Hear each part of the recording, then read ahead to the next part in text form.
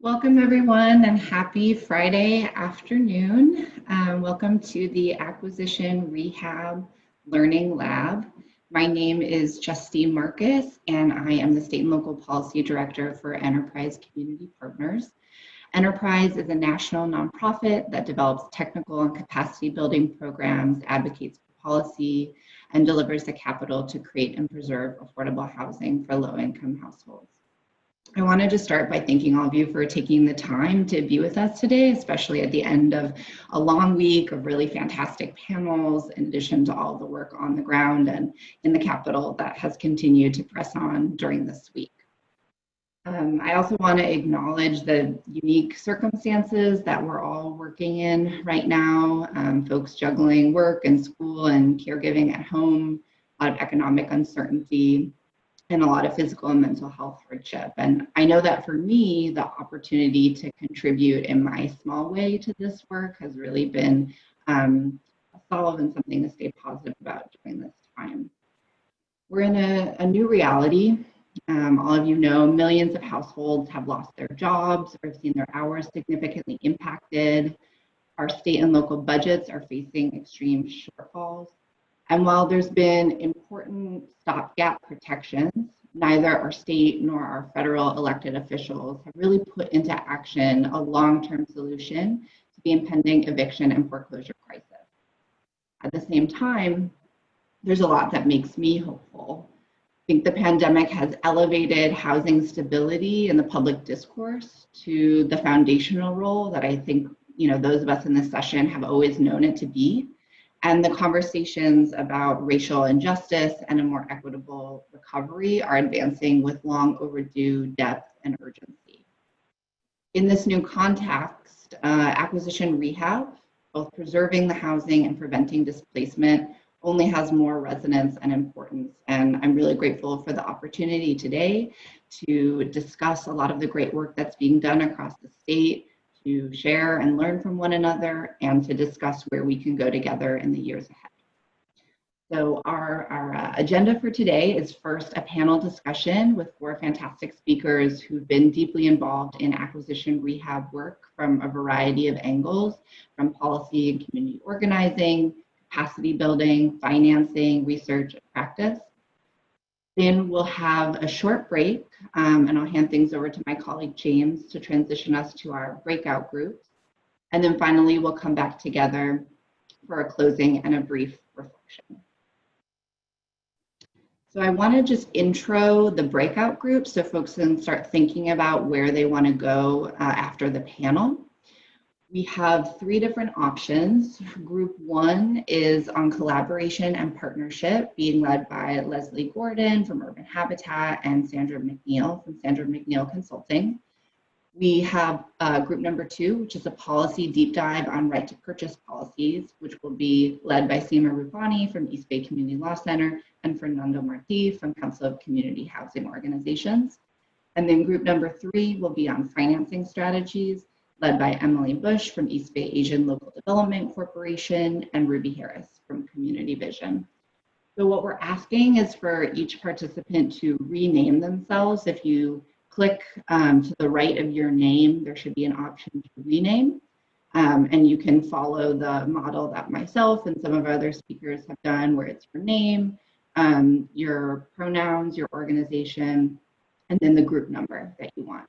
If you're not sure which group you want, spend some time during the panel, think about it a little bit, and then James will also be able to provide a little bit more detail once we get on the other side of the panel.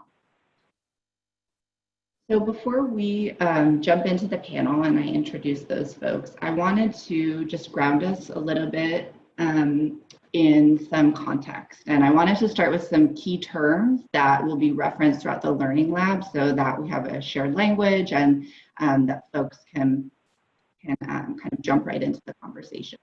So the first is the subject of the Learning Lab, acquisition rehab, also known as ACC-Rehab fondly. And this refers to the acquiring and rehabilitation of unsubsidized housing that's currently affordable to low and moderate income households.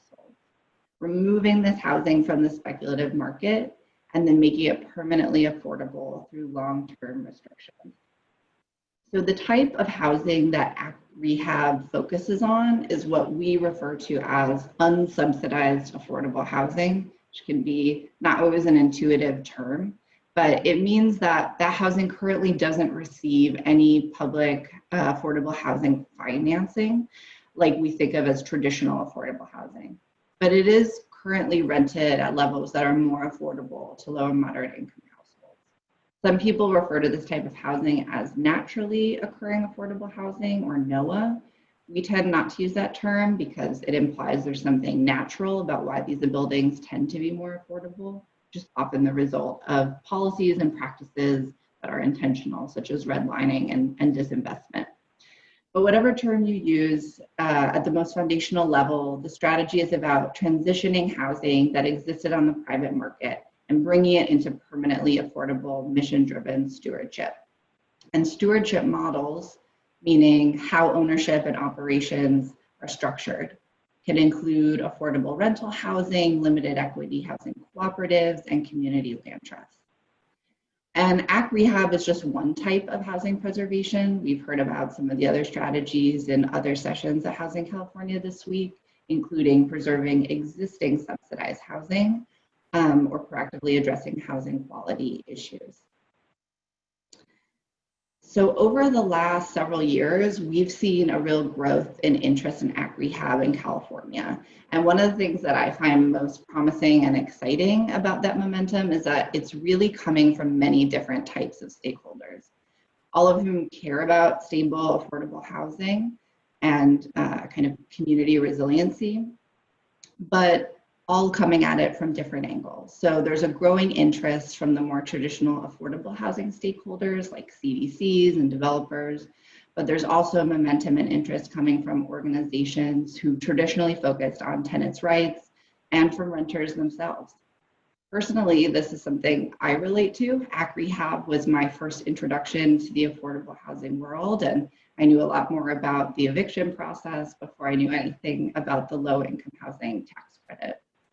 And it makes sense that Rehab is a coalition builder because the approach and its benefits speak to so many of our interconnected housing challenges.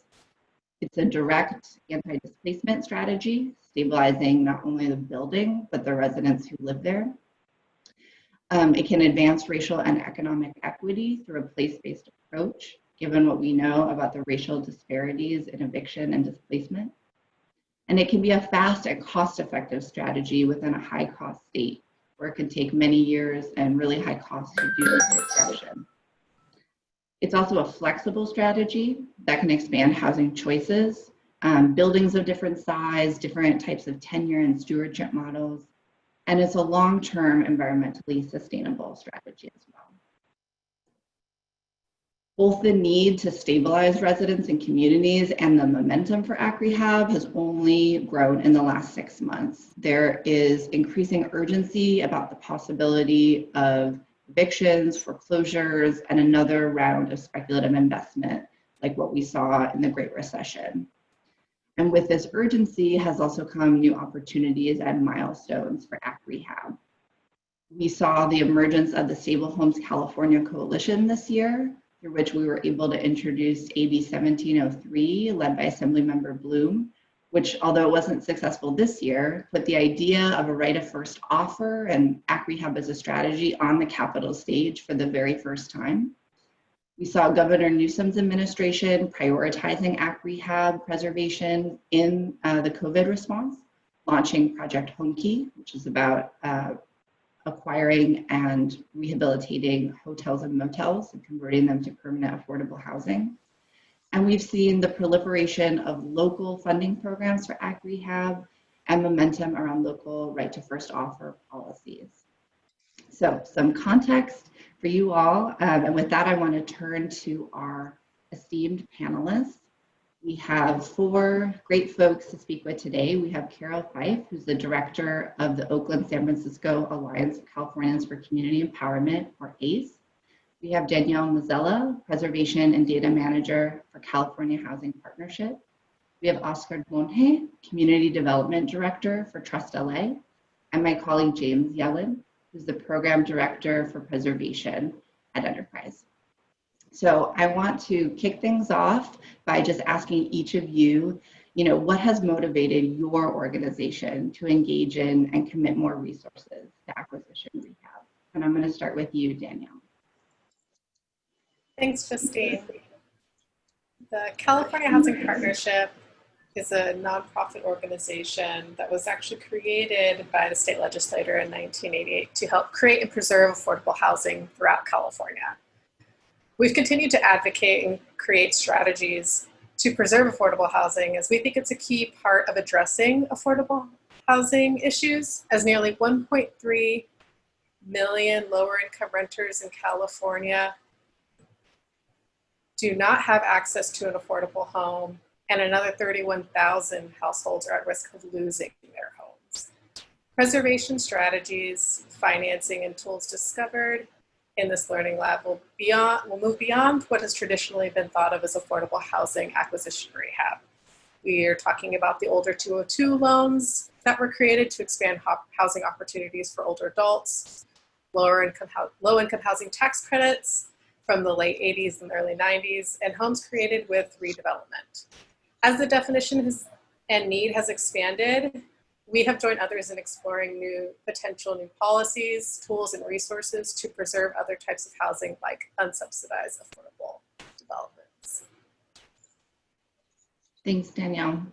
I will turn it over to James.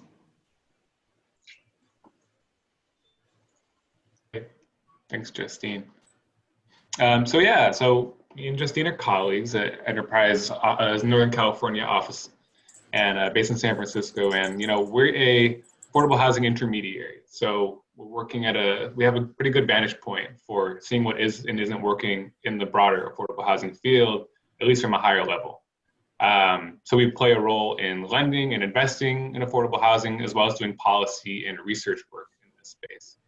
And I think in recent years, especially, it has become clear that we're not going to, build or rezone our way out of the interrelated crises of affordability, displacement, and homelessness. So it's clear that there's no silver bullet here. We need an all hands on deck approach, and that includes a greater commitment to strategies that help stabilize current residents and communities that are bearing the brunt of evictions, bearing the brunt of rising costs, as well as substandard housing conditions. And really a loss of a sense of belonging as local institutions, as businesses and neighbors are forced out of our communities. So over the last 4 to 5 years, our office, and increasingly at a national level as well, we're really trying to break out of our focus on merely building and preserving sort of the traditional subsidized affordable housing stock, but also to look at the broader range of places where low income and cost burdened people live today. And that's predominantly in unsubsidized, unrestricted housing. So we started with the focus at a local level in Oakland and San Francisco, cities in the Bay Area that have committed a significant public investment in preserving these homes. But we're increasingly trying to shift our lens and our focus to the regional level. So that's both with their financing work and as a CDFI and as a mission-driven investor, but also in our policy work, our research, and as our role as a convener and backbone agency for collaborative work. And as we've gotten deeper into this space, 2 things have become very clear. One is sort of illustrated in the chart that you're all able to see right now, which is that we're losing these units far faster than we're able to replace them with new construction. So research that we've conducted for a recently released paper showed that in the Bay Area, the 9-county Bay Area, between 2012 and 2017, with the data we have available at the time, we're seeing a decrease of around 32,000 units per year of unsubsidized affordable housing. So these are units that are lost for a variety of reasons that are sort of beyond the scope of the paper, likely due to rent increases that make these homes unaffordable, demolition, redevelopment, et cetera. But the point stands that we're losing these homes much faster than we can create them. And this is just for the Bay Area. There's actually a recent analysis conducted in San Diego by the San Diego Housing Commission that similarly found a decrease of more than 40,000 unsubsidized affordable housing units since the year 2000. And they're projecting a loss of many thousand more of these units in the coming decades. So that's one. Number 2, a big takeaway from our recent work is that our current affordable housing delivery system is by and large not equipped to preserve these kinds of properties. That's because the properties themselves don't necessarily fit the box of the affordable housing industry. They're smaller, they tend to have building quirks, especially older properties. They might have unforeseen rehab needs that make them difficult. They don't always look competitive for a lot of our public funding sources, which of course is very scarce. You don't necessarily know the tenant incomes beforehand, which can make it hard to know if a project will be feasible or get the necessary tax relief. And of course, lastly, and perhaps most important, these are properties that are on the private market in very hot housing markets. They're very difficult to compete with and get that funding together in the right timeline to close and keep families in their homes. So in turn, because it falls outside of that traditional box, there's a lack of financing, and we don't really have the right policy and regulations here to support this purpose. So that is all to say, we're recognizing this gap in our field and in our industry, and we're working with our peers, such as all the great folks that you're going to hear from in this panel and in our working groups, that are stepping into this place and really trying to figure out the best way to move this work forward on all fronts. Thanks, James. Now I'll turn to Carol, if you can tell us a little bit about what's motivated ACE to step into this work. Ooh, Carol, you're muted. Thank you. Yeah, got you. So ACE, because we are a grassroots member-led community organization, it is because that is where our members are. It's the direction that our members have to move into, because it really is life or death. It is a life or death necessity. The majority of our members live in single family homes or buildings that are less than 25 units. So with the disappearance of these types of properties that they live in, it is absolutely paramount that they organize to keep their spaces. We have two major campaigns that are going on right now where our members are fighting to remain in their homes. Many of them are undocumented folks and are more afraid of losing their space than of any other of the typical issues that undocumented persons fear, just living every day with the harassment of their landlords, potentially being outed. They have still made it a point to be active and organized and very public about fighting to keep their units. So I think it's what we're doing right now because we are addressing the fierce urgency of now. And that is by organizing, just like we did with Moms for Housing, to not only bring attention to the issues of the lack of access to affordable housing, but also to just create policy that would address this so we can have real systems change so that more people don't have to go through this in the future. So we're engaged on the policymaking level as well as activism and organizing because we believe that they go hand in hand together. Great. Thank you, Carol. And finally, I'll turn to Oscar if you want to talk a little bit about Trust LA and how you've gotten into this work. Yes, thank you, Justine, and thank you, Carol, for that. I guess I'll just start off, but it's such an important conversation. Thank you for inviting me to come over. Just wanted to express that and being in a room with a lot of intelligent folks to create the systems that we need so badly. So Trust LA launched as a community-driven vision to stop the displacement of longtime Black and Brown residents of South Central Los Angeles, resulting from public and private investments in our neighborhoods that skyrocketed speculation and land values. Trust LA's housing preservation model not only preserves affordable rents, but also increases opportunities for tenant control and community ownership.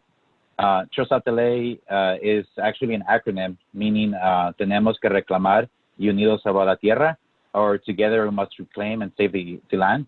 And this is a member-led community land trust starting in 2005 and established as a democratic and permanent steward of land to challenge the role that speculators, absentee owners, slumlords, and corporations have had in what neighborhoods in South Central Los Angeles look like.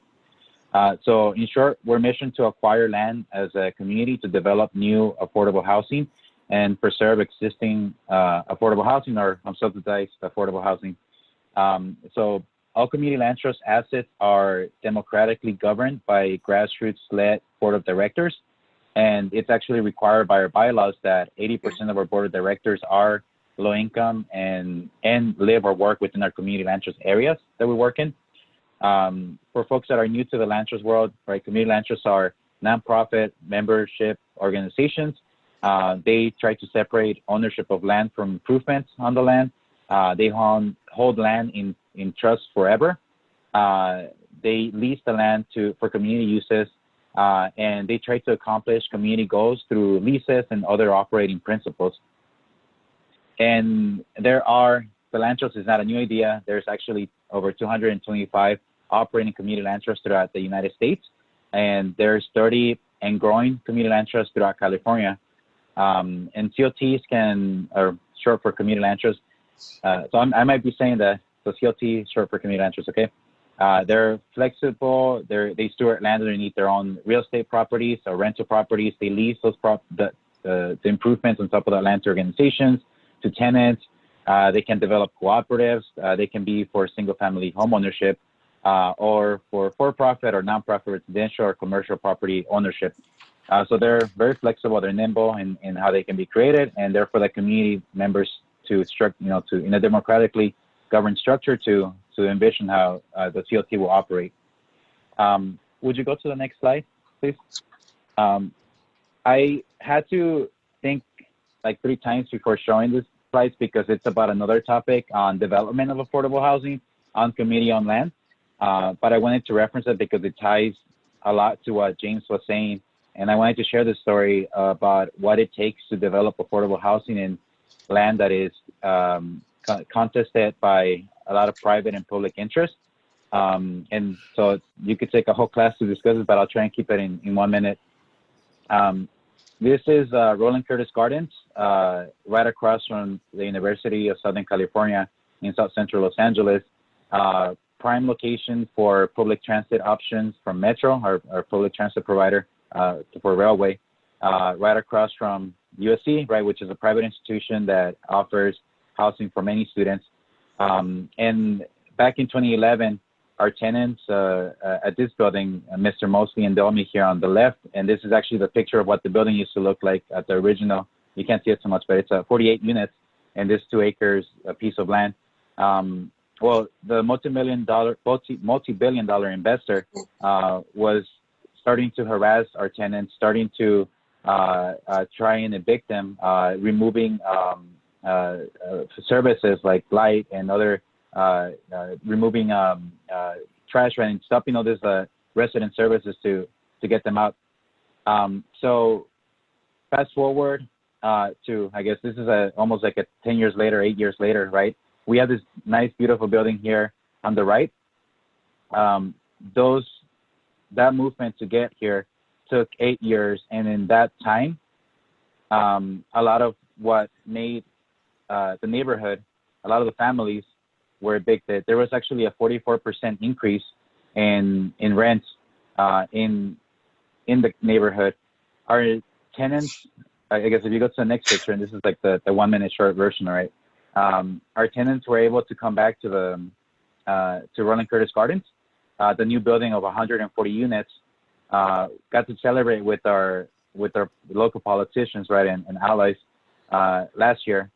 But I just need to express that why the preservation model needs to be uplifted is because in those 8 years, like I'm saying, our members did get a chance to come back and exercise their first right to return to the new building, right, because they had to leave the building during construction. But they come back to a neighborhood that has dramatically shifted, a neighborhood that no longer has the stores, right, the markets, the neighbors that used to live in this area. So, I'll say it, 8 years later, $75 million later in new construction, right, 35 plus capital stacking up for the low-income housing, building, right. We have another 140 plus, families returning, but we've also lost a lot of the folks that used to live in this unsubsidized affordable housing buildings that were across the neighborhoods near USC. So I just wanted to uplift this as like a need for why, and I'll be bringing it up again for our community mosaic model, about why it's so important that we not only, it's not like James said, it's not a silver bullet, right, that will have all the solutions for preserving our communities, but we need to be thinking about transforming the development world to make it easier for developers to build community-owned affordable housing. But we also need to be thinking about transforming and creating the models to preserve like that, right? Create that preservation ecosystem that will support and create the financing to make sure that folks are able to stay in their communities and that those properties could be community-owned. So that's my answer for this question. Thank you, Justin. Thank you, Oscar. And what I love about, everyone's responses is I think it speaks to a lot of the shared motivation around the growth of this work, which is realizing that we need more tools in the toolbox. We're not, fully meeting the needs. People are still very much struggling, and having the opportunity to intervene directly, preventing displacement, a lot of opportunity there. And I also appreciate that in those responses, we got a little taste of our 3 breakout groups. We heard a little bit about the need to innovate on the financing side. We heard about the need to really change systems through policy. And we heard about the kind of like ecosystem evolution we need and how that's really going to require new kinds of partnerships and collaboration. So just if you're thinking about which group, I think you're getting some good previews of what kinds of discussions will happen in those breakout groups. So I want to turn a little bit more in the weeds to the nuts and bolts of Acq Rehab. And I want to start with you, Danielle, and ask, what does it take to do acquisition rehab? What resources, what tools currently exist? And where do we need new or expanded opportunities? Yeah, so I will perhaps focus more on how we have historically done preservation in the affordable housing world and how we're thinking about moving that along. And James will touch upon how you guys have all done the unsubsidized housing in recent years. So it is fairly difficult to acquire and rehabilitate an existing building. At the state level, existing financial resources specifically for preservation are incredibly limited and typically function as carve-outs or set-asides within our larger funding programs that facilitate the creation of affordable housing. The funding in itself is competitive not only because of its small size, but also because it requires knowledge and experience of layering multiple financing sources that is not typically found outside of the developer and experienced owner sort of organizations. Preservation has been undertaken has predominantly been to preserve much larger developments or very complicated scattered site acquisitions that have primarily utilized the low-income housing tax credit program. So as the primary financing mechanism of tax credits, they are not easily applied to smaller developments and other programs generally. And although there are efforts to develop models that may ultimately be able to utilize tax credit as part of a long-term financing, it is not an immediate way to address the financing needs to acquire these smaller unsubsidized buildings we see throughout our communities. One financial resource at the state level that does help facilitate the preservation of subsidized housing is the State Preservation Notice Law. This law generally requires that owners provide notice to tenants, affected public entities like the jurisdictions and the local housing authorities, as well as HCD, of the pending expiring availability and planned course of action for the development, whether the owner decides to maintain affordability entirely or to sell. This law was expanded in 2017, and a critical improvement was that owners were required to give more advanced notice to tenants. So instead of a year before affordability was to end, they are now to notify tenants 3 years ahead of affordability ending, and anybody who moves into that moves into the development within that 3-year term is also notified upon move-in. The law currently only applies to subsidized affordable housing, but if a development has expiring restrictions and no viable refinancing options, it quickly becomes an unsubsidized housing development serving lower income renters. And we think it could be an invaluable opportunity for the experienced panel speakers here and the organizations they work with to more systematically or be notified of upcoming developments that were previously subsidized and may not become subsidized and are able to be acquired. There is a definite need for more resources and tools to acquire and rehabilitate unsubsidized housing. We, along with other partners, worked hard during this legislative session to create some of those new resources that ultimately did not pass, but we will continue to advocate them both at the state and local level. Thanks, Danielle. James, do you want to pick up on that same question of, what does it take? What are the kinds of resources and tools that we have, and where is there room for growth?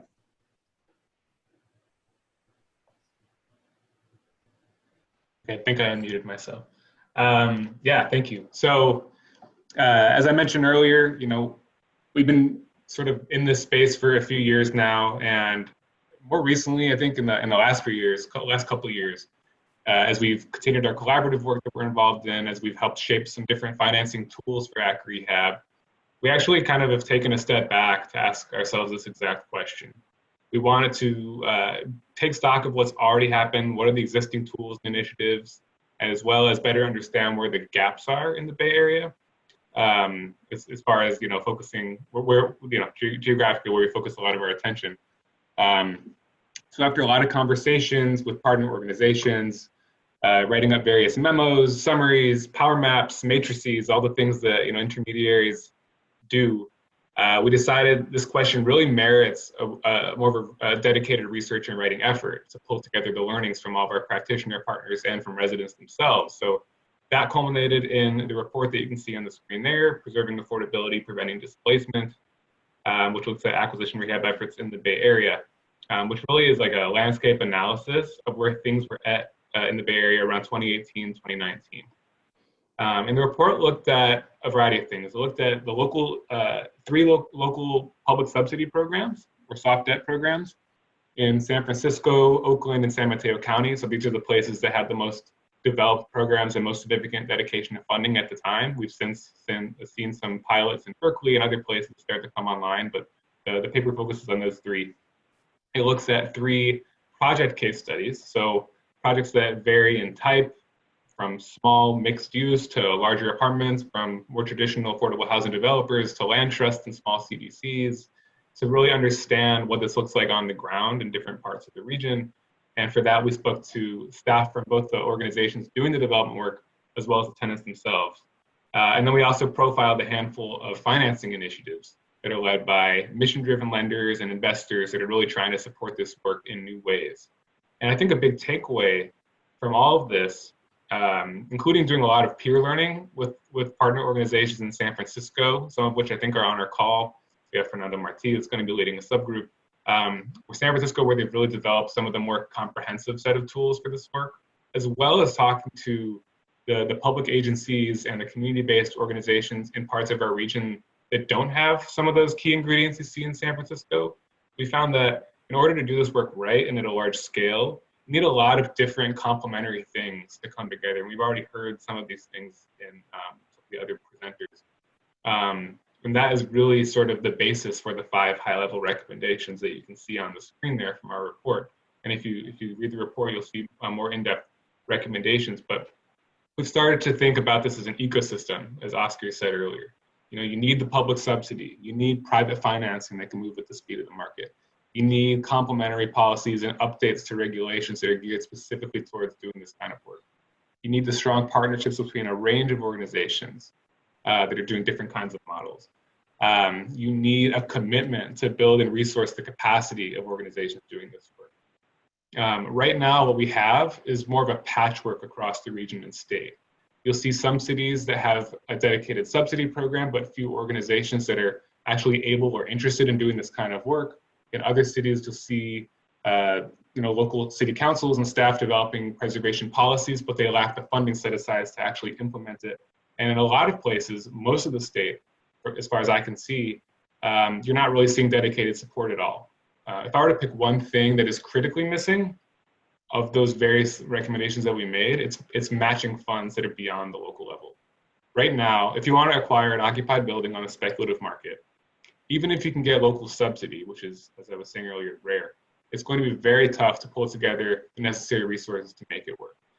And that's because, as we discussed earlier, there really aren't a lot of state and federal programs that are designed for this particular niche.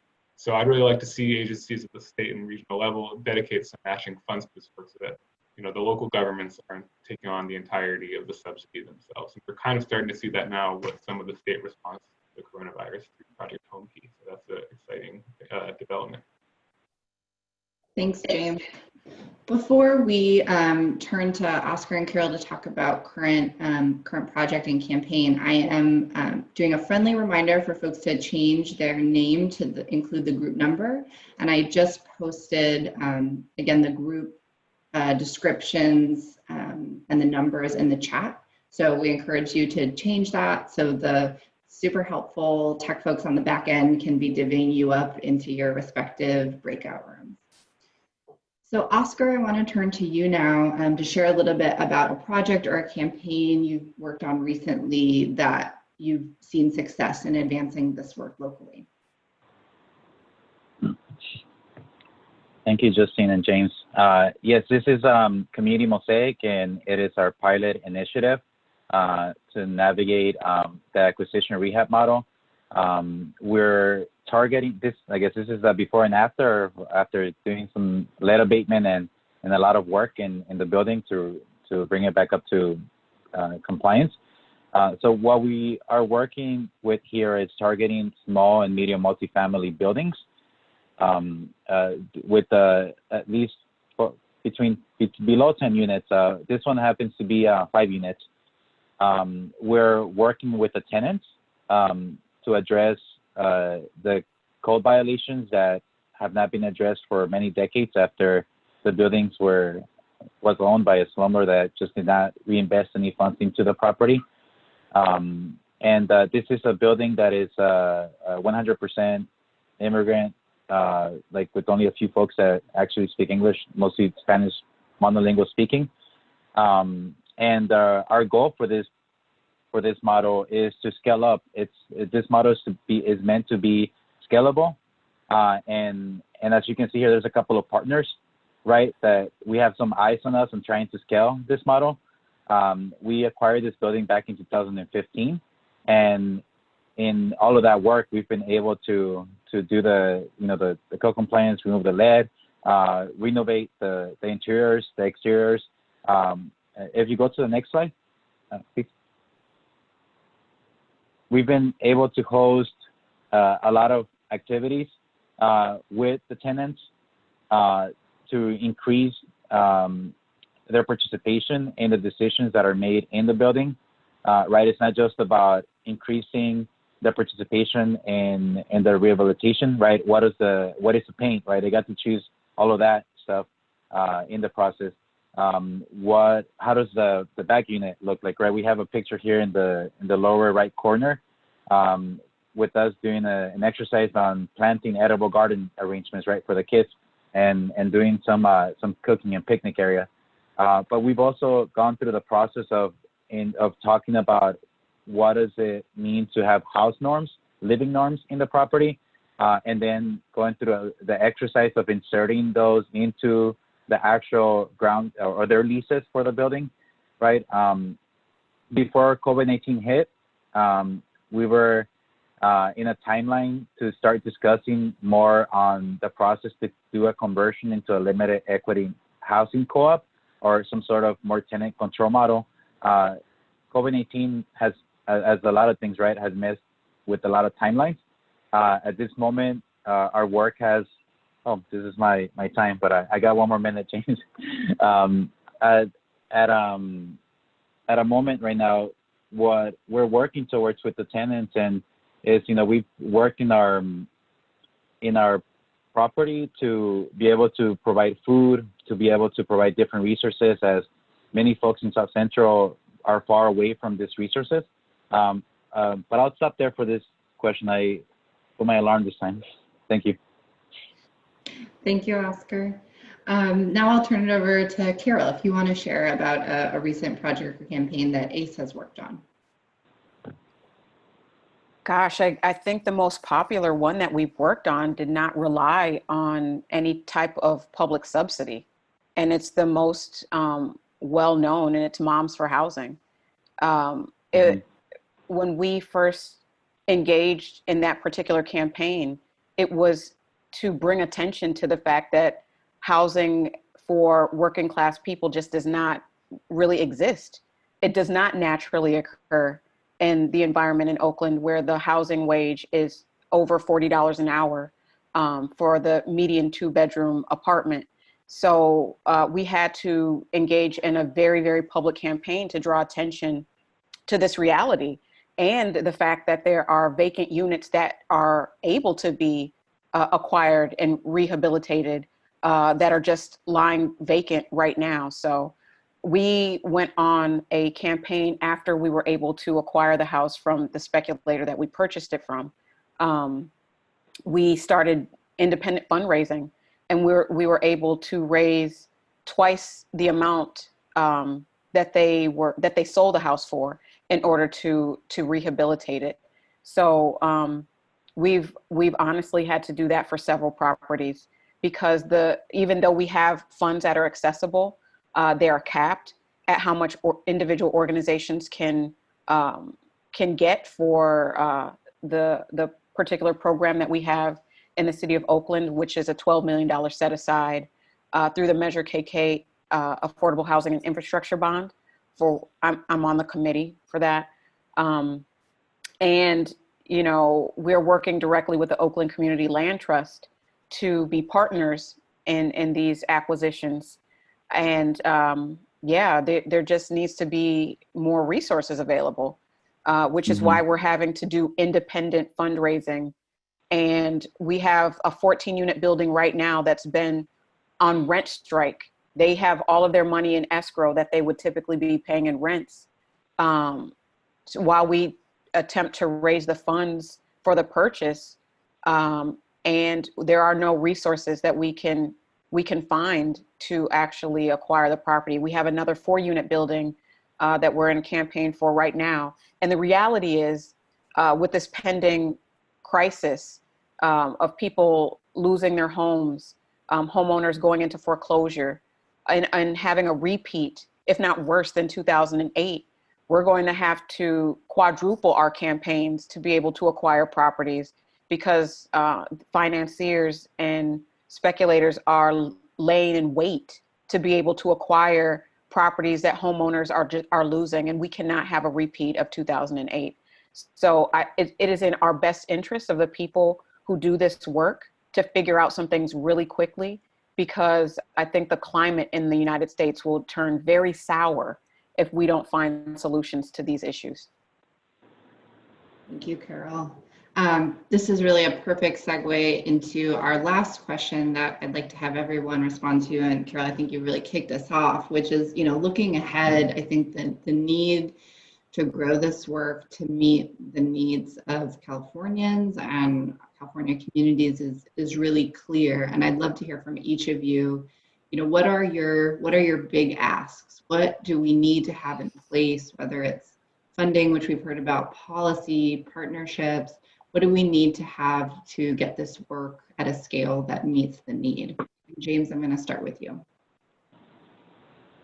Well, I'm going to keep beating my drum of we need a lot of things all at once. I think Carol, as she just spoke to it very eloquently, that we shouldn't have to be doing these like massive fundraising campaigns to be able to take these properties down one by one. We need a systematic approach.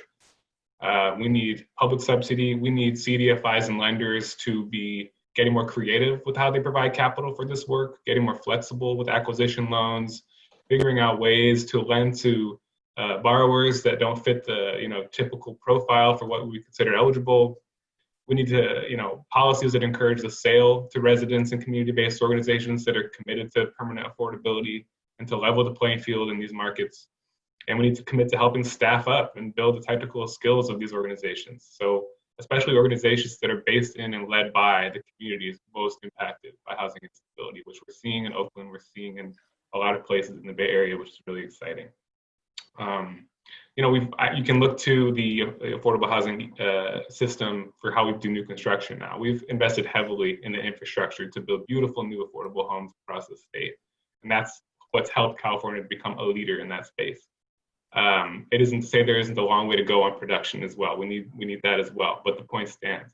I would like to see our field commit comparable energy and resources to building up our preservation infrastructure. And I think to get there, we need to continue connecting organizations that are doing this work across the state and subregions, build up that big tent that can advocate for the kind of resources and legislation we need, from community land trusts and people doing resident-owned co-ops and all kinds of different models like that are based on resident ownership, tenant organizers that are seeing the limits of tenant protections to keeping people in their homes, as well as more traditional affordable housing developers that are doing this work and are also community-based, also doing a lot of amazing and innovative strategies to keep housing affordable. I think there's a lot of common ground and interest that we can recognize and sort of bring together.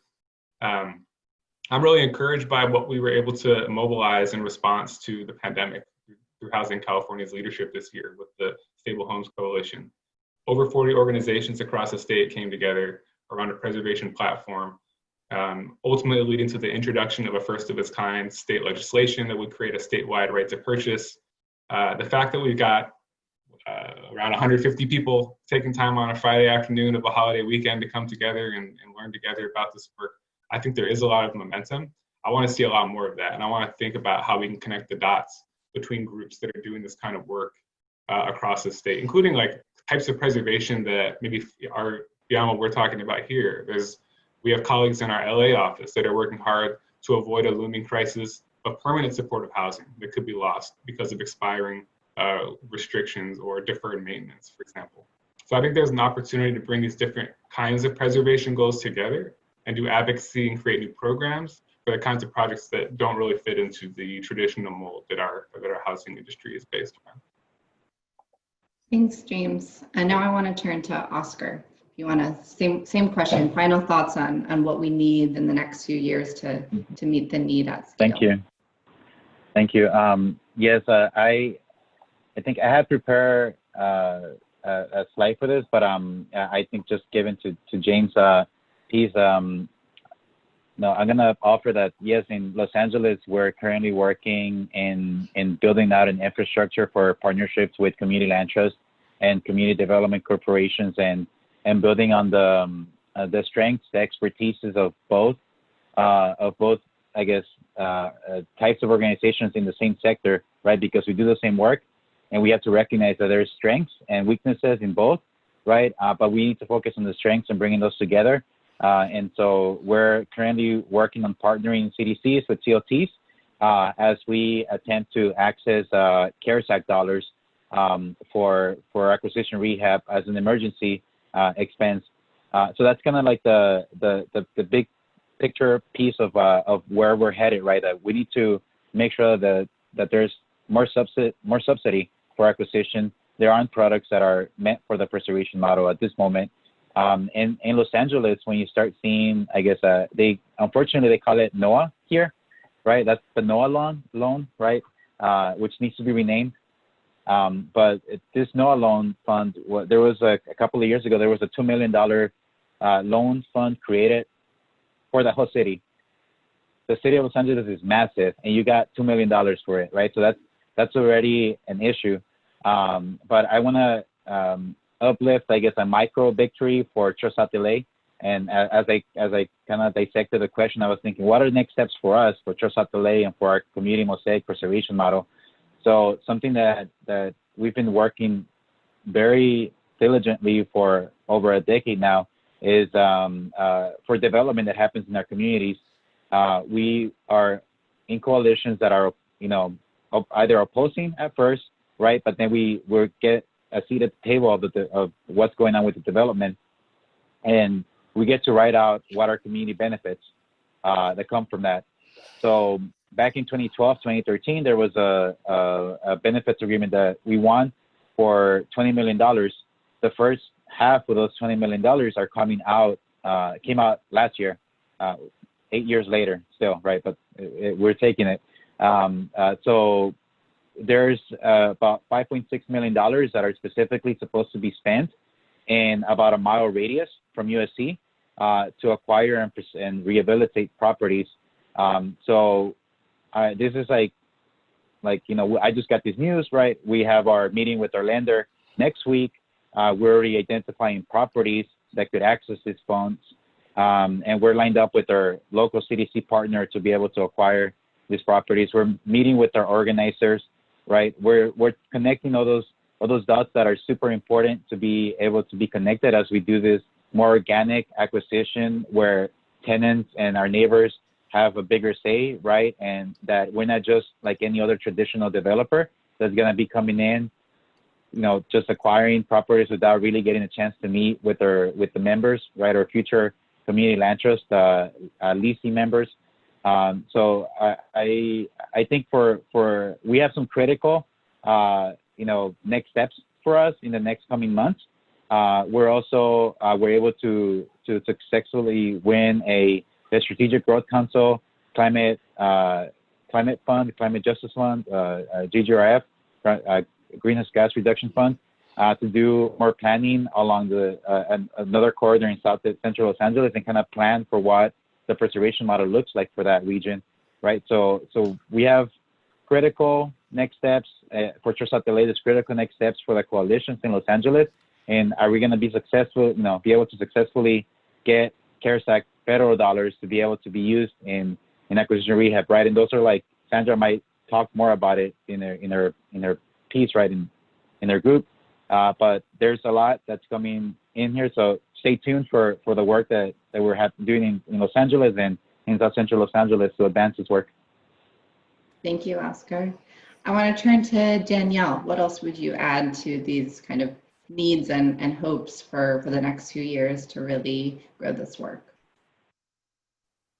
Thanks, Justine. I think we really need all three when we talk about funding, policy, and partnerships, and hopefully working all together.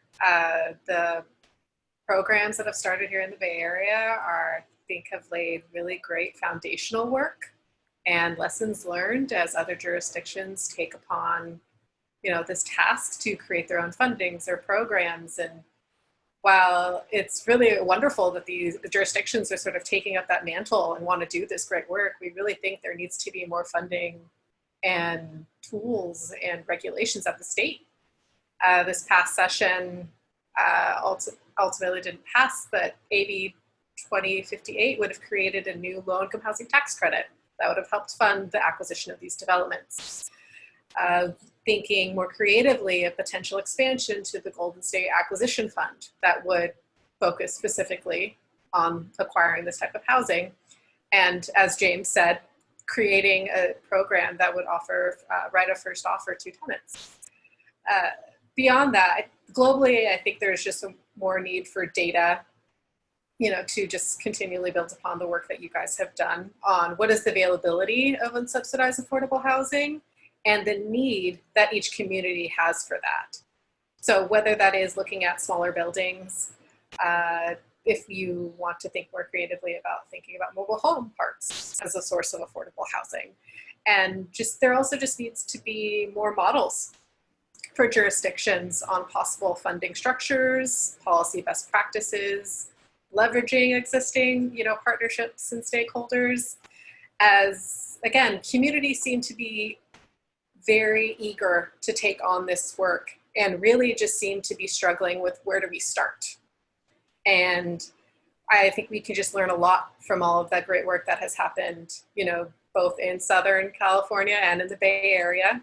And hopefully with some in between, we create models that hopefully work for all types of communities, coastal, small, suburban, urban, you know, And so we really think it's critical to move all sort of those pieces forward cohesively to create some really good programs. Great, thanks, Danielle. Carol, I know you spoke a little bit to the funding need, but I'll let you close it out with any other kind of big asks or kind of final thoughts to share with the group.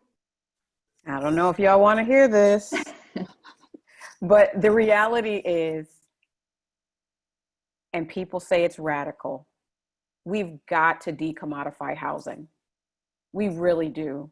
It is the thing that's standing in the way of people, just average poor people, people with mental health challenges, people with disabilities, seniors, low income folks, no income folks, being able to live in this country. And it's evil. And that's the reality. And the more that we keep people away from actually having shelter, what they need to thrive and have a shot at a decent life, the more difficult life will get for all of us. COVID is showing us right now that there are unsheltered people that are putting us all at risk because they have nowhere to be. In the most wealthy, industrialized nation in the world, we should be able to figure out how to house people. But we don't, because we are concerned about how to make the most money. And if we did it with air, if we did it with water, we would be seen as a fascist country, which we're on the road to being anyway. Let's just be honest. So we have got to figure out how to color outside of the box, how to throw out everything we think we know about housing and create something new, because we will all perish if we don't. And it might not be our own personal lives, but if you can walk over the unsheltered people in our cities that make up the majority of the unsheltered population in the country, right here in California, then that does something to all of us, whether we're unsheltered or not. It does something to our humanity. So I'm challenging us right now to rethink all of these terms and what we've went to college for and what we've studied for and what we've got these amazing nonprofit jobs to do, and to really just put humanity first and figure out how do we make a world that's better for all of us. It is deeply racialized. It is deeply gendered. It is deeply ableist, the current systems of housing that we have right now. And so I don't have all the answers, but I do know this: we are going to radicalize a large segment of our population if we let them fall into homelessness. And we cannot allow that to happen. So yes, we've got to do all of the things that everyone has so eloquently said. We've got to elect Carol Fife to District 3 so we can really do some major change on the local level. And we've got to really engage the people who are having these experiences and are on the front lines, giving them the tools, giving them the education. Their experiences are the passion and energy that they need to shake a cage. No one would have paid attention to Moms for Housing in the way that they needed to had the military not come in with tanks and assault rifles for an eviction. It shouldn't take that to house women and children. And I'm going to leave it right there. Thank you, Carol. I want to just say a big thank you to all four of our panelists, Carol and Oscar and Danielle and James. I encourage you to use your clap emojis and send some love in the chat to all these folks. I appreciate your time and just sharing all of the fantastic work that you're doing and giving us some hope and inspiration and urgency on a Friday afternoon. I think we all need that.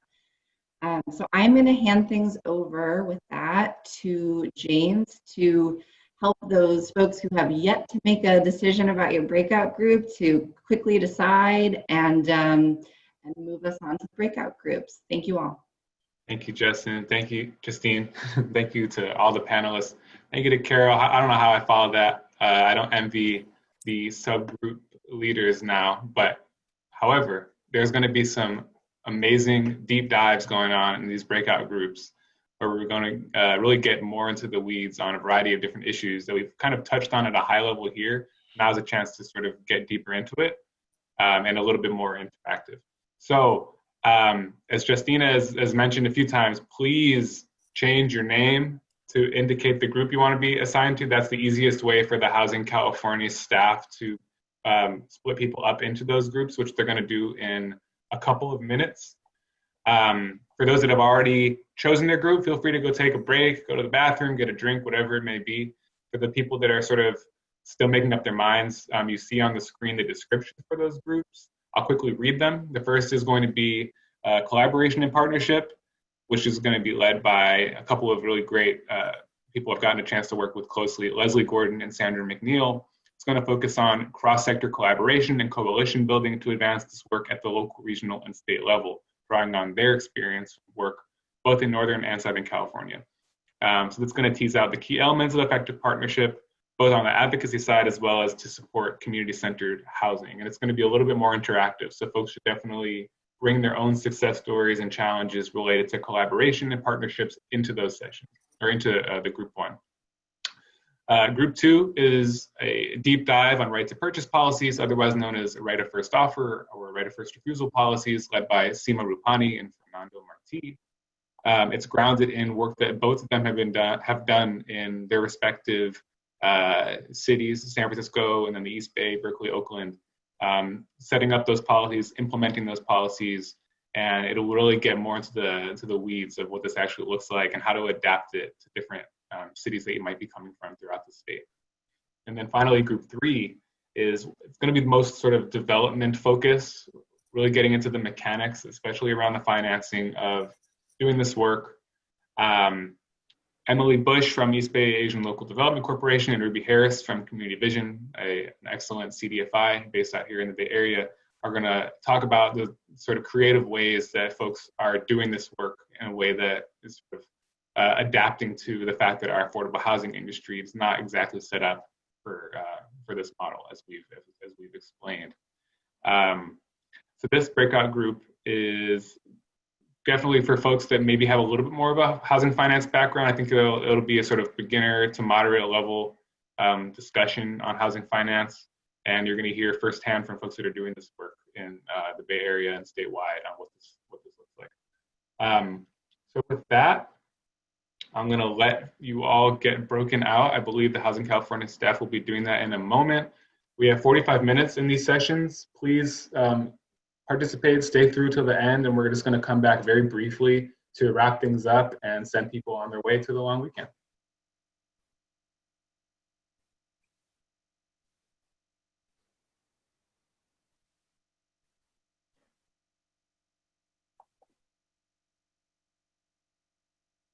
And I'll be in the main room if people can't decide. I'll be here to talk to you, help coach you through this hard decision.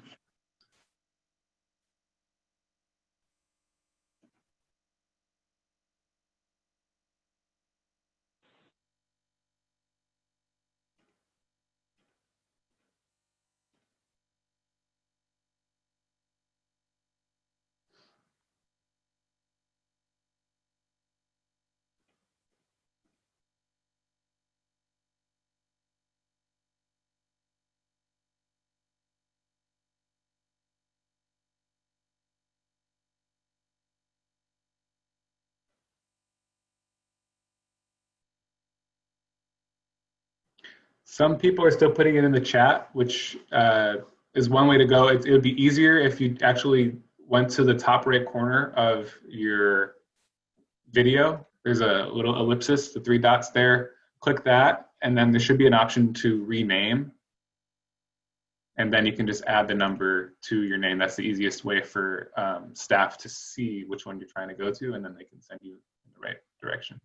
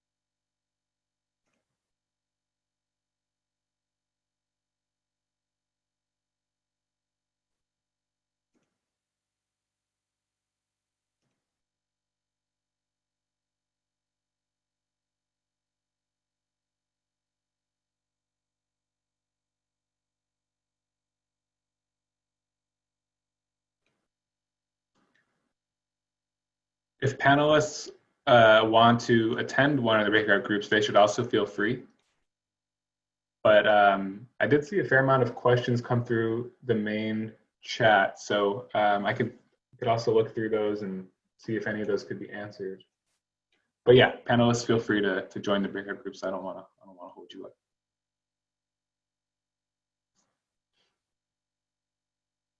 I see a number of people that wanted to join a certain group, but then got invited to another. So hopefully we can clear that up.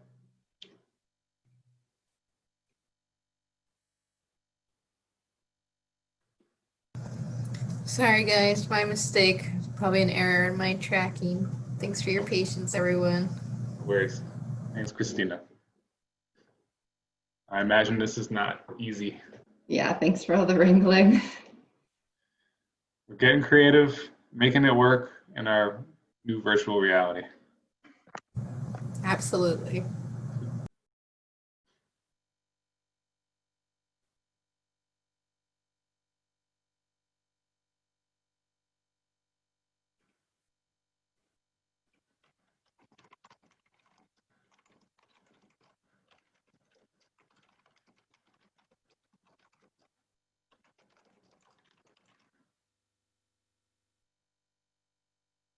If there's anyone that's just now joining, by the way, we are renaming our Zoom display name to the preferred breakout group that we want to be sent to by Housing California staff.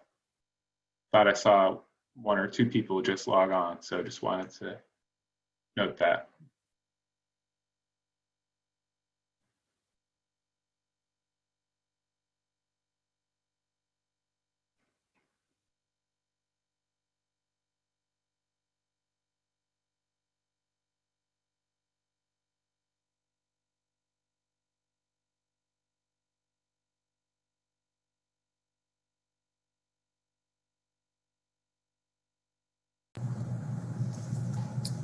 We have a few folks here who still haven't let us know their group assignment.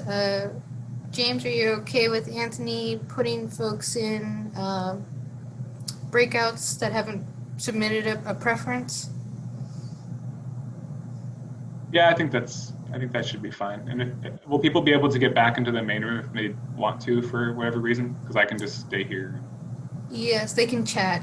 They can go back to the main room, or they can chat Anthony to be switched. Okay. Yeah, let's just do that then. Thank you. We'll give folks a few more seconds here if they want to let us know their group preference, or else we'll be putting you in one of the fabulous breakouts. I don't think you can go wrong. Oh, I don't think so either. Looks like a few folks are just chatting. Oh yeah.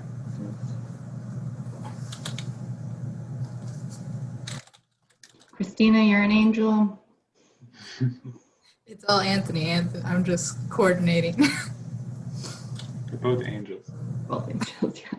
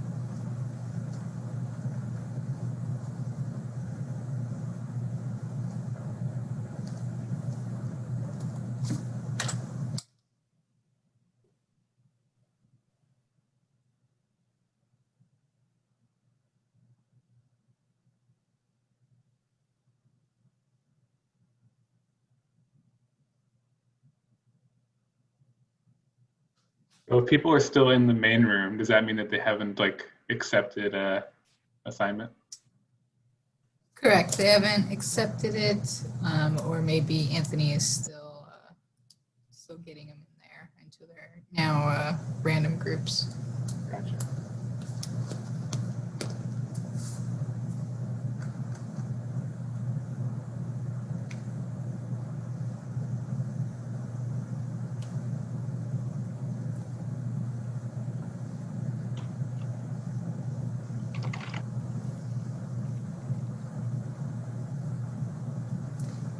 And we have a couple new folks joining us. We're splitting out into breakouts, groups, folks who are just joining us. If you'd like to select a group, put in the chat which group you would like. It's listed here on the screen, and we'll get you into those breakout groups.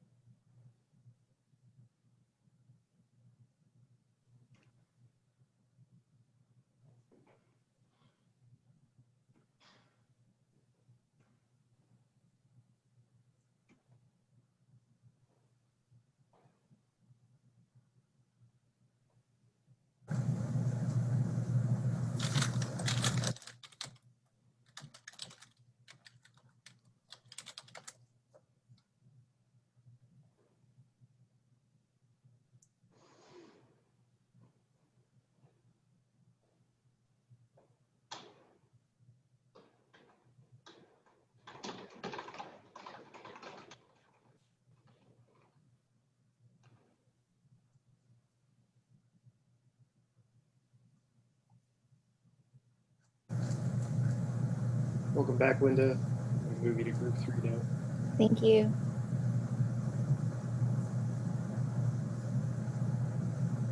Verica, were you saying something? You're on mute.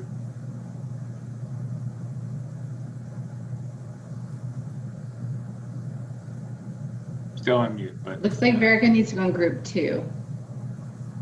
What I'm saying.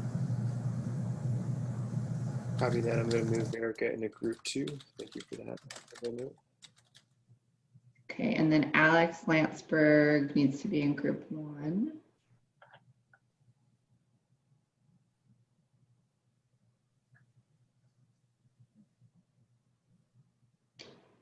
And Anthony SSAV is the one who's doing the slotting, so feel free to chat him. Group 1. You got it, Iris.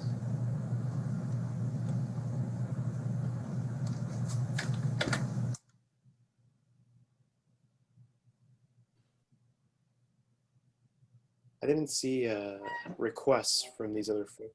Should I assign them to other Some folks are putting it in the chat. Copy, thank you. Yeah, sorry. I've got Anthony. I have those on the spreadsheet. I've been pulling them out of the chat. Thanks. And then, yeah, the rest can be randomly assigned. Copy that.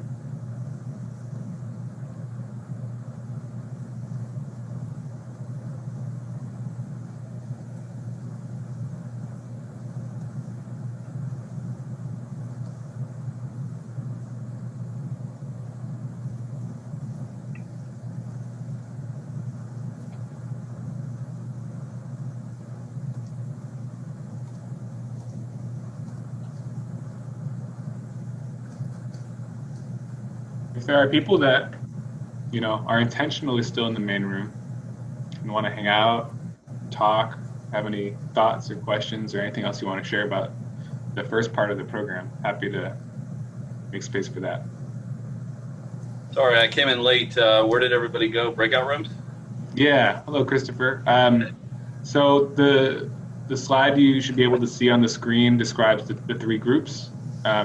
If there's one that appeals to you, just change your name so that you have the group 1 or group 2 or whatever in your name, and you'll be assigned. Okay. Haven't had a chance to read all this. I literally just got here. Which one seems real good? I think they all seem good. If you're interested in more of a policy thing, then group 2 would be for you. If you're interested in the money side of things, group 3 is good for you. And if you're interested in sort of collaboration and coalition building, the first one would be good. All right. Go money. How do I change my name?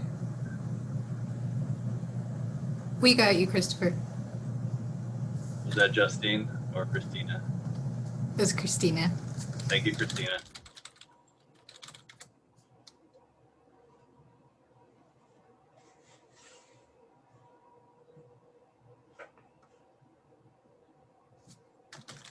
Sending you over there now, Chris. There we go.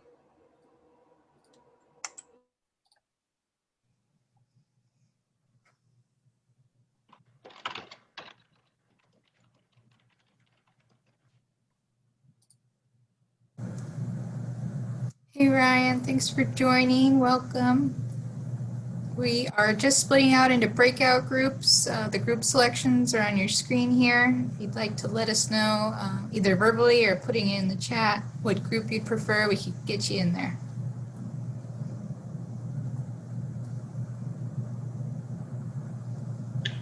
Mosun Ma would like to be in group 3.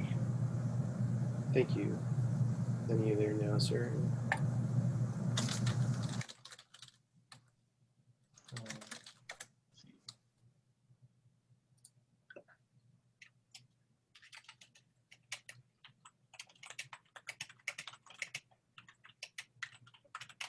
Talmaj House earlier asked to be in group 1.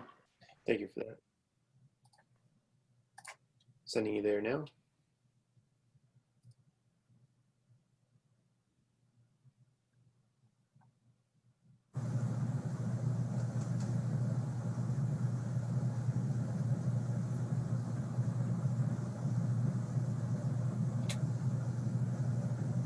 So for those that are just joining, I see Amelie Besson just joined. We are self-selecting into breakout groups. Just pick which one you want to be in, and you can, if you could change your name to just add which group you want. Our AV folks will make sure you get to the right group.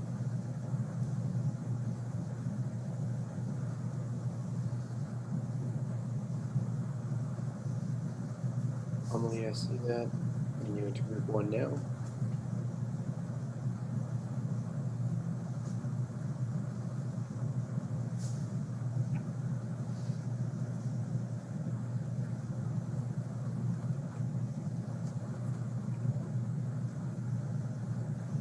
More folks joining us now.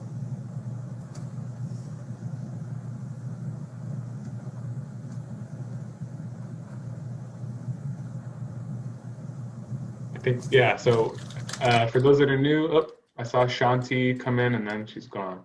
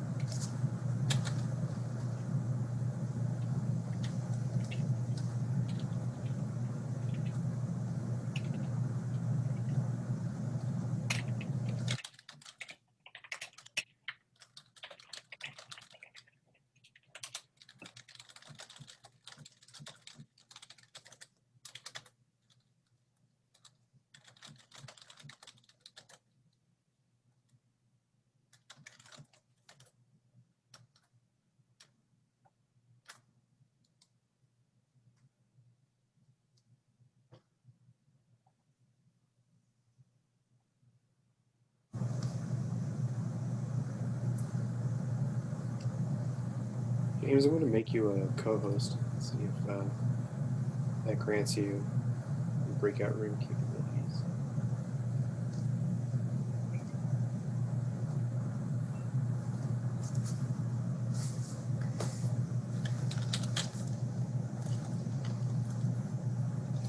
Doesn't look like it.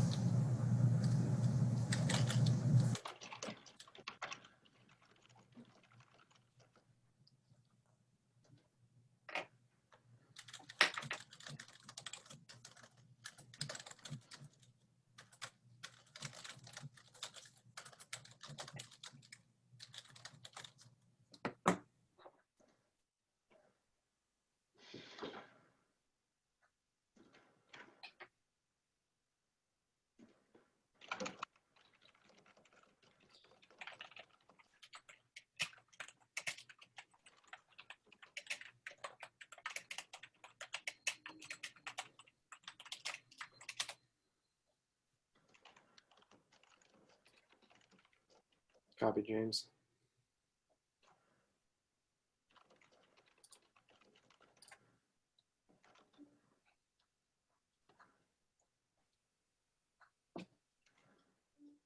All right, everyone that remains, I'm going to head into one of the breakout groups, but I'll see you back here in a little less than half an hour.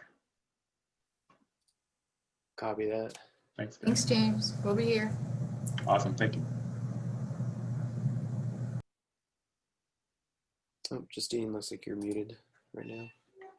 Oh, could I also get moved to group 3 now, please? Yeah, copy that. Pushing you there now. You'll be joining 61 other folks. Thanks.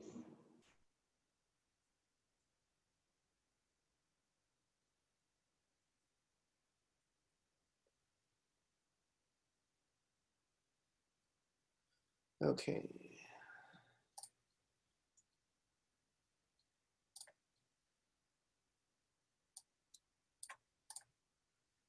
I have their PowerPoint, so I'm going to leave that up. Good idea. Here we go.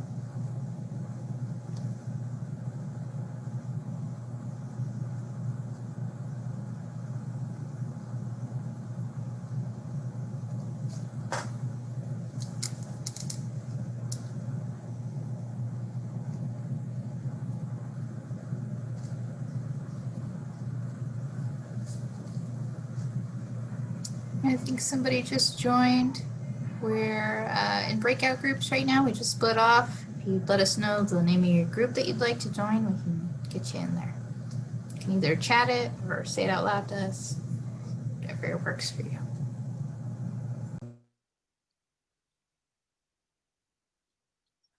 Looks like the folks left in our room, Christina, are in limbo. Sounds good. Yet. I have messaged all of them individually to see if they got stuck. Thank you.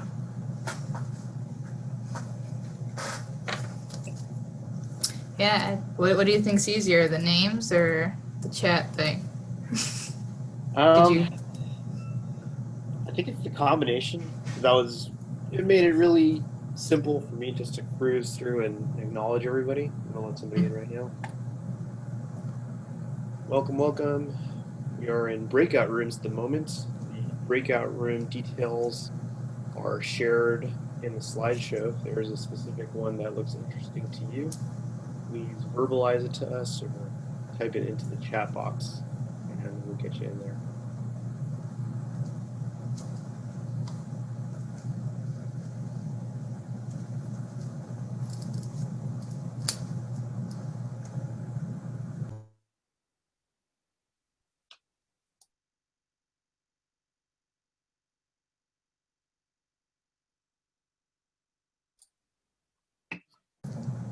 He left us too. Left. Okay.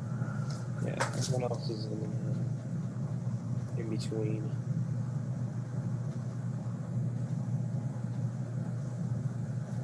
Okay.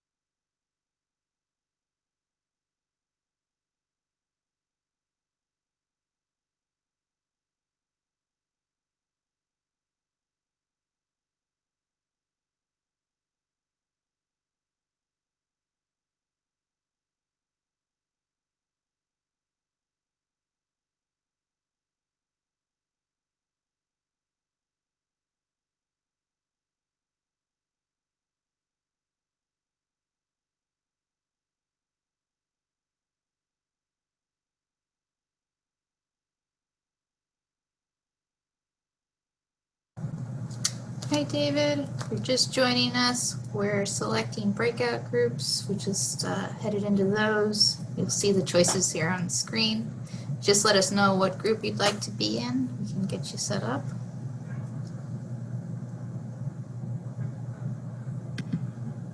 Okay, give me a second to look them over. Yeah, take your time. Hey, Sophia, thanks for joining us. We just split out into breakout groups. Take a look at the options here on your screen and let us know what group you'd like to join. We can get you settled.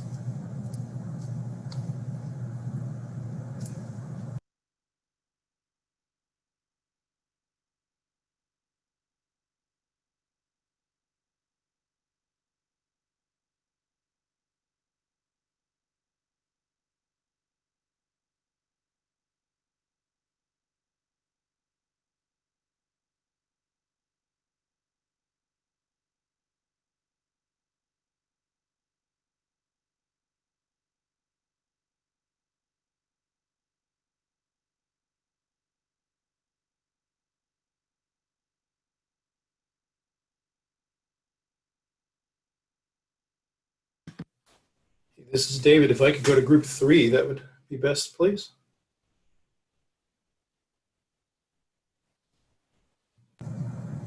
Perfect, we'll get you in there. Thanks, David.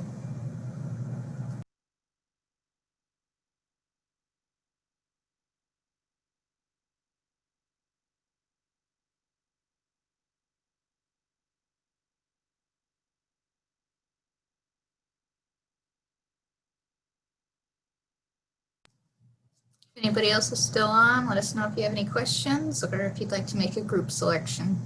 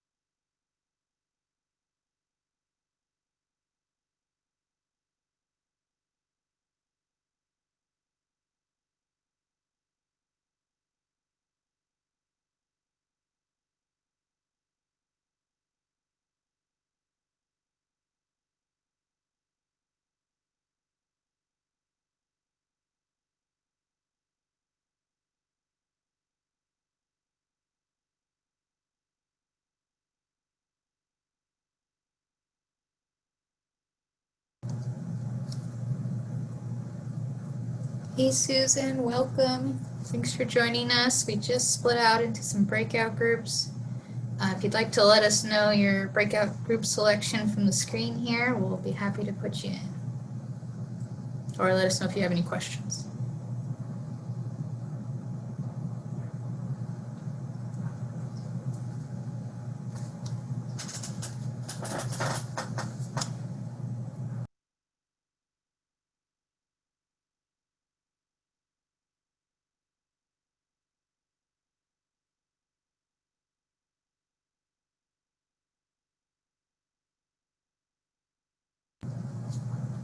Hey, Donald, welcome.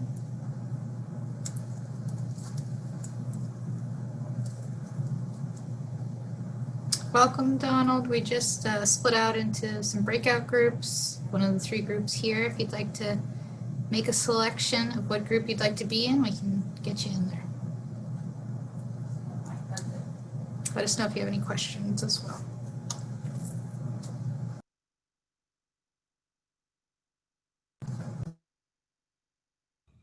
Can I go to group 1? Perfect. Yes, we'll get you in there. And Susan, I see you would like group number 3, so we'll get you in there as well.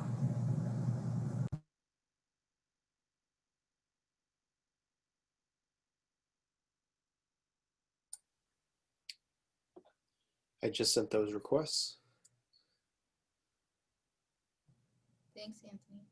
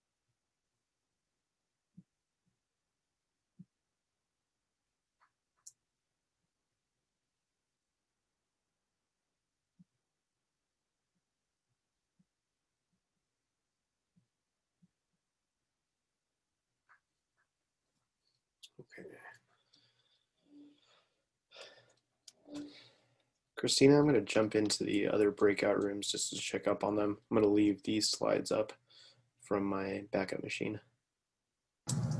Sounds good. I'll keep an eye on the waiting room.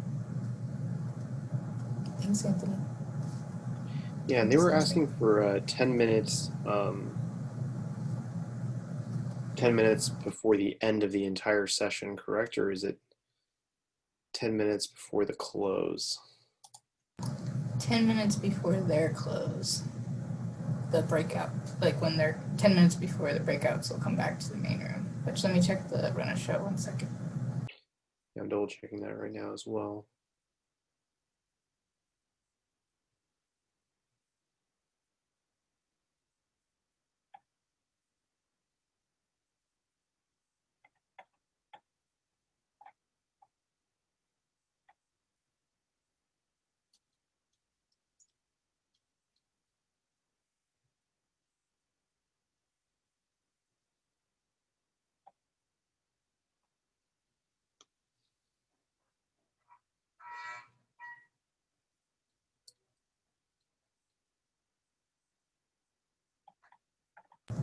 Yeah, I think we should start bringing, or give them a 5-minute warning. Copy that. I'll let them know.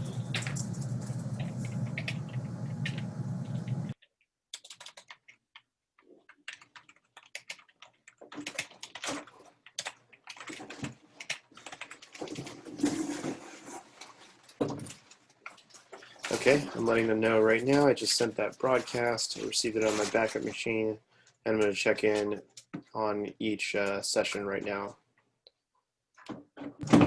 Perfect, thank you.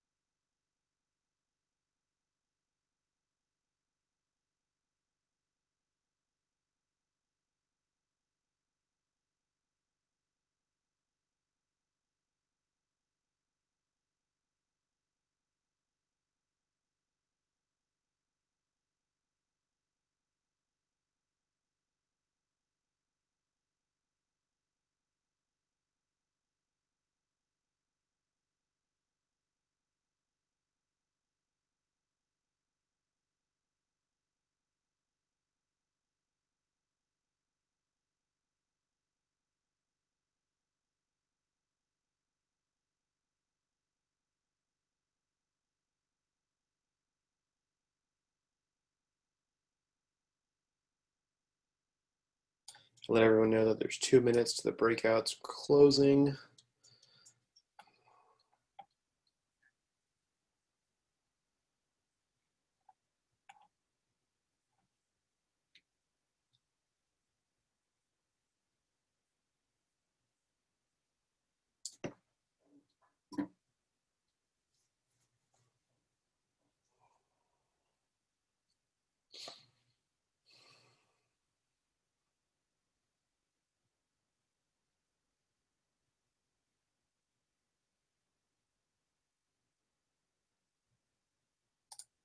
1 minute.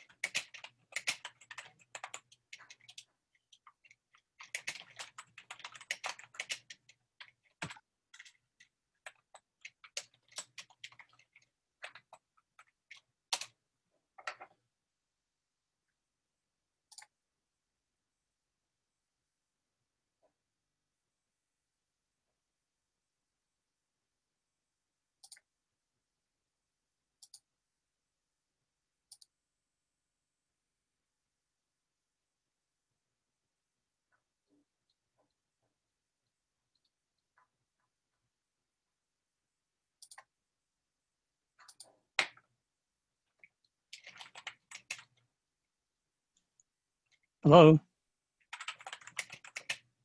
Hi, this is Iris. I got kicked out. My internet went down a couple times. Hey there. Iris, what group would you like to be put back into? They're just finishing up, but we'll put you in there. Oh, I'll try 2. 2? And then Ryan, do 3. you want to be, Ryan, would you like to be put into a group for the last few minutes? Number 3, please. Okay. 3. Thank you. You know, Ryan. I got a couple requests asking to extend the times, so we're now closing the net at 2:51. 2:51. Hey, did you get those group assignments? I think you did. Yes, yeah, I sent them to them. Thanks, Anthony.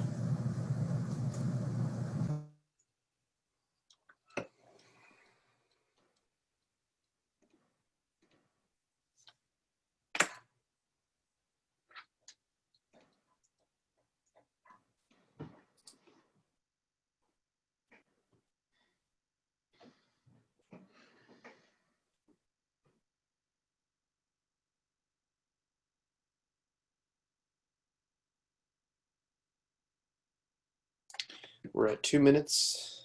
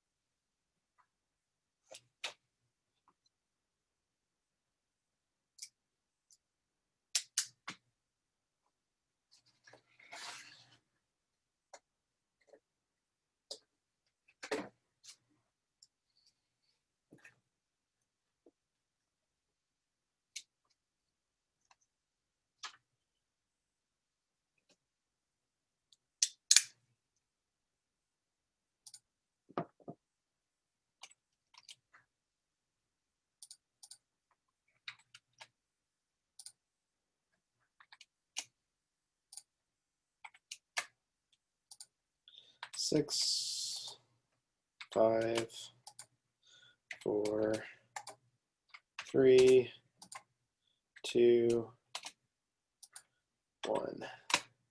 Okay, closing them out.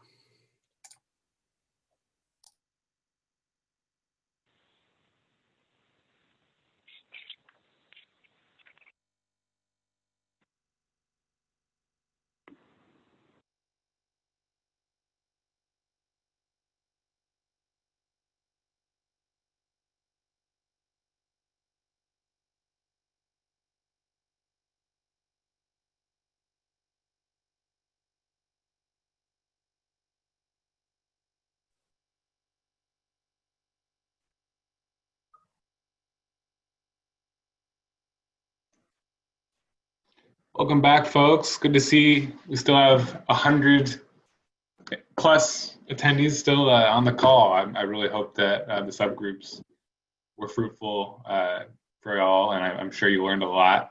So I'm excited to, with these last few minutes, just close out in the most efficient way we can with 100 people on a call in a Zoom room. Justine, I think that there was something you wanted to let people know about. Sure. Well, I just want to say thanks again to everyone for your participation and all of the great panelists and the session leaders. We are sending out a form right now on the chat with opportunity to just put in your name and email and organization to keep in touch on this work, especially as we're heading into a new legislative session and there's all kinds of campaigns and work happening locally. We'd love to keep the discussion going with all of you. I know in my breakout group that I attended, there was a lot of chatter that will kind of continue on after the session. So that's in the chat, and feel free to fill that out. Awesome. Thank you, Justine. Thanks for putting that together really fast. I know that we recognize that there's a lot of momentum here, a lot of interest in seeing how this work can grow and blossom. So here's an opportunity to try to capture some of that and make sure we can all stay in touch. In addition, I'm going to kick it to our subgroup leads to just share a couple of final words based on what came out of those breakout groups. Meanwhile, if people have comments that they want to share, feedback, thoughts, recommendations, their biggest takeaways, things that they feel that Housing California and our various partner organizations should be monitoring and keeping in mind going forward, please share that in the chat. It's helpful for Housing California with, we got Roadmap Home with the 2030 efforts there, legislative work, as well as for groups like Enterprise and all of our other panelists and breakout group leads to help sort of shape the direction of their work. So again, put that in the chat, and we're going to have a transcript of that at the end that we can all review at the end.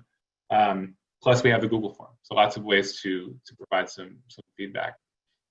With that, I want to kick it to the different breakout group leads just to hear a few final thoughts from what came out of those. So let's start with group one, if you're comfortable with that. Big aha moments, themes, or just like even a very brief summary of what your group talked about for those that weren't able to make it. Hey everyone, I'm Leslie from group one, which was collaboration and partnerships. So Sandra and I gave overviews of our collaborative work. I really focused on my affordable housing preservation work in Oakland, and she talked about her Acquisition-Rehab work and sort of broader coalitional work in LA, a couple of coalitions that she's been working with. And so we gave overviews of that work, and then we really wanted an interactive session where we would talk together about characteristics of successful partnership, as well as the rewards of that kind of partnership. And then we also talked about challenges and did a little bit of troubleshooting together. So one piece that came up again and again was bringing people together around a set of shared commitments, whether that's principles, values, goals, strategies, and then coming back to those commitments when things start getting difficult or tense or people want to do things in different ways. So I think one thing we really identified is that, one, always say those things out loud. Don't assume that people are on the same page, and then write it down so that you can go back to it later. And you'll probably end up going back to those documents and commitments again and again and again. But we did also note that collaboration and partnership allows for lasting, meaningful relationships, really important info sharing, and also you can get really creative together and create possibilities that just weren't there before. So I'll leave it there. Awesome. Thank you, Leslie. I don't know, Sandra, if you had anything else you wanted to add. If not, I can move along to breakout group 2, which was a policy deep dive on right to purchase policies. So take it away. I want to apologize to the people in that group because we ended so abruptly. We basically didn't have a chance to quite finish and even get to Q&A. We were almost at the end of our presentation when we got redirected back to the large group. And we were hoping to have time for Q&A, but it was hard to get through the components of the policy, which can get really nitty-gritty in such a short amount of time. So I want to apologize for that, but I want to paste resources into the chat right now that have to do with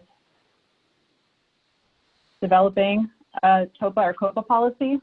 So I encourage you to visit these websites and, to get more insight on how we deal with Q&A, what do our policies look like, some of the challenges we face, some of the administrative points that we talked about. And I also want to put my email, and maybe Fernando, both of us can put our emails in the chat in case you have any questions of us and want to follow up. Did you want to add anything, Fernando? That sounds good. Yeah, I think that there's what I was hoping from the conversation that we didn't have with you all was sort of the directions if participants are really looking into some of these right to purchase options, what that looks like in your own jurisdiction in terms of the conditions that might lead you to go for a TOPA, tenant opportunity to purchase, or something that was more directed towards nonprofits like a COPA or some sort of melding of the two. And lastly, the other thing I was hoping to encourage, and maybe this might happen offline, is kind of what is the state legislation? And I saw that Luke is on this call as well. We've worked a lot with Housing California around some emergency state legislation around creating a first right to purchase. That might emerge again next year. But really thinking about whether it is around right to purchase, whether it is about some other enabling legislation at the state level that allows our cities to do more of these things more easily, or whether they are financial incentives that allow us to really make sellers comfortable and worth it for them, and also to keep the lawyers away from saying that there's a takings issue, to really encourage sales to tenants or nonprofits to preserve those buildings. Thanks to you both. Yeah, I wish we had more time. I feel like this could have been a whole conference on all these different topics. And maybe next year we'll be able to do another one and a deeper dive. Thanks for both of you for those final comments and for the resources you shared in the chat. And again, I want to continue to encourage people to leave their comments, leave their any thoughts that they have that they want to make sure we get in the chat or through the Google form. And finally, with our last minute here, folks from Financing Strategies, Group 3, if there are any takeaways you want to leave behind. Sure. So Ruby did a great job of just breaking down the mechanics of the financing instruments available for preservation deals. And then I went on to describe some different strategies that Ibaltsi has used to purchase 9 of the properties in our portfolio and some of the ongoing challenges that we're facing. And what really, I think the trend in the conversation was that those financing sources that are available are not enough. They're not the right fit. We talked about some innovative sources, doing some crowdfunding, Apple and Facebook funds, some housing accelerator funds potentially, and then just generally the want and need for a task force focusing on creative financing strategies and solutions for this space, sharing resources amongst our group of peers so that when the folks that are getting into this work aren't reinventing the wheel every time, and just a desire to stay connected and keep the conversation going. And Ruby, I don't know if you have anything to add. No, brilliant job. Thank you. All righty, well, we're at 3:01. Thanks again so much to all the panelists and breakout group leads for the tremendous effort you put into this and just all the experience and passion that you bring to this work. Please continue to leave comments in the chat. Hopefully maybe we can leave that open for just like a tad bit longer if anyone has lingering thoughts or things they want to share. We have a Google form. we are going to find a way to share out the slides and the subgroup slides so that people that missed them can have access to that. And yeah, if there's anything that the Housing California staff want to close us out with. Not at all. Just thank you all for being here. Really, I had a chance to kind of bounce through the different breakout groups and rich conversations. I agree with James. This could have been a conference in and of itself. There's a lot to cover here. But stay in touch. I think Justine put in the chat box, if you wouldn't mind doing that again, Justine, the form, if you're interested in being connected with what we're doing statewide, as well as any other things that we're doing in the preservation scene within Ac Rehab. Please stay in touch, and I look forward to working with everyone. Thanks, Luke. And we can maybe even send a follow-up email with like some contact information and the slides and all of that. Is that possible? Okay. Yeah. We'll figure it out. We'll be in touch.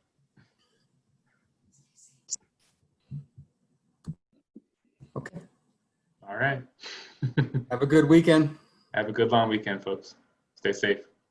Thanks, everyone.